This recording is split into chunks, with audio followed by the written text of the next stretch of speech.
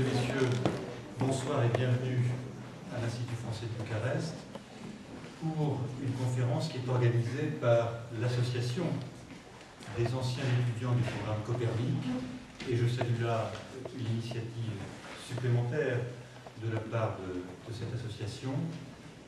Nous avons le plaisir d'accueillir ce soir le professeur Schlechter, et je suis particulièrement heureux de l'accueillir parce que c'est un éminent spécialiste de l'économie. Didier Schlechter est professeur à Sciences Po. Il est également professeur et maître de conférences à l'École nationale d'administration, et il enseigne également à l'Université de Paris II, notamment dans le cadre du magistère banque et finance.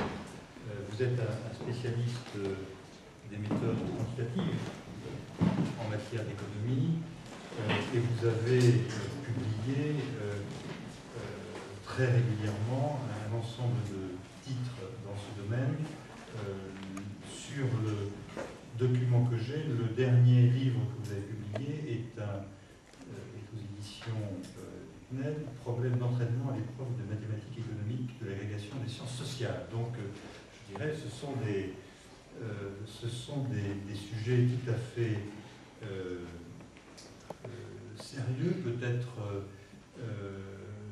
directement en relation avec le titre que vous avez choisi pour votre conférence. Mais avant d'évoquer le sujet que vous avez choisi et qui ont tenu l'actualité, je voudrais dire que si je suis également très heureux de vous accueillir ce soir, c'est parce que j'ai pu noter depuis plusieurs mois que votre nom circule parmi les anciens coperniciens roumains.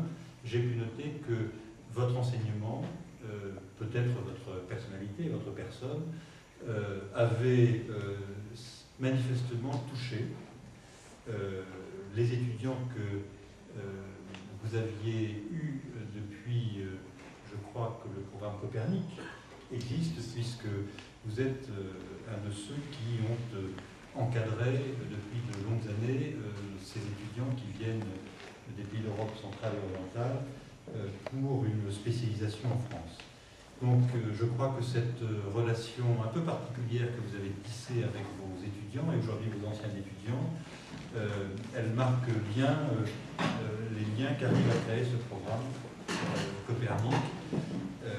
Et je voudrais souligner, puisque je m'adresse à un parterre d'anciens étudiants, que nous venons de lancer l'appel à candidature pour recruter sur les bourses du gouvernement français les candidats au programme Copernic qui partiront à la rentrée universitaire prochaine. Donc si vous avez des connaissances d'étudiants, ou plus exactement de jeunes cadres qui sont susceptibles d'être intéressés par cette formation, mobilisez-les et indiquez-leur qu'ils peuvent s'inscrire sur le site de l'ambassade de France.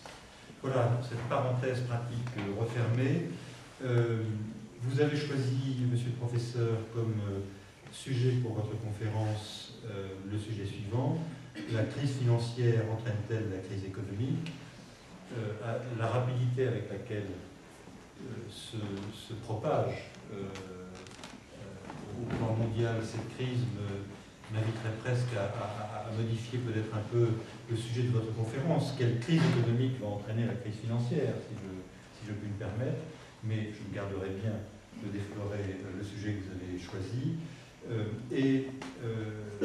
Donc je vous laisse traiter ce sujet à la fois grave, mais qui concerne, je crois, non seulement les économistes, mais tous les citoyens, consommateurs que nous sommes.